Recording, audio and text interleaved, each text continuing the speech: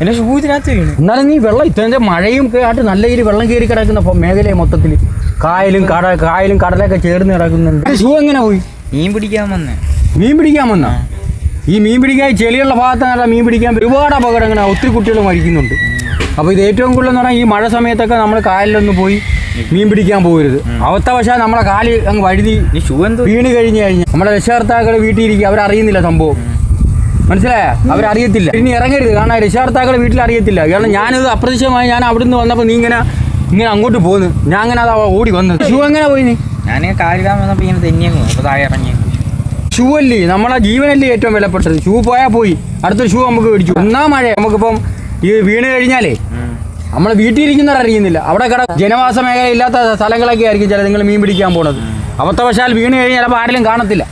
അപ്പോൾ നമ്മളെ പൂന്ത് പോയി കഴിഞ്ഞാൽ ആ വീട്ടുകാർക്കെല്ലാം ഇല്ലാതാവുന്നത്. ഏറ്റവും കൂടുതൽ ശ്രദ്ധിക്കണം. കാരണം കായലിലൊക്കെ മീൻ പിടിക്കാൻ പോയാണെങ്കിൽ അറിയാവുന്ന സ്ഥലത്ത്, അതായത് ആൾക്കാരുള്ള സ്ഥലത്തെ നമ്മൾ പോയി മീൻ പിടിക്കുക. ചെരുപ്പ് പോയാൽ പോയതേ ഉള്ളൂ. ഒരു ജീവനെന്ന് പറഞ്ഞാൽ പോയാൽ കിട്ടത്തില്ല. ജീവനെന്ന് പറഞ്ഞാൽ വിലപ്പെട്ടതാണ്, വീട്ടുകാർക്ക് ഇല്ലാതാവും. അപ്പോൾ ഏറ്റവും കൂടുതൽ ശ്രദ്ധിക്കേണ്ടുള്ള മഴക്കാലത്ത് നമ്മൾ മീൻ പിടിക്കാൻ പോരും. അതുപോലെ ചെളിയുള്ള ഭാഗങ്ങളിലും പോരും. മനസ്സിലായ? നിങ്ങളെ വീട് എവിടെ? ഇനി നിങ്ങളെ വീട്ടിൽ ഞങ്ങൾ അച്ഛനും അമ്മയൊന്ന് കാട്ടുവാ. ഇനി ഇത് ആവർത്തിക്കും.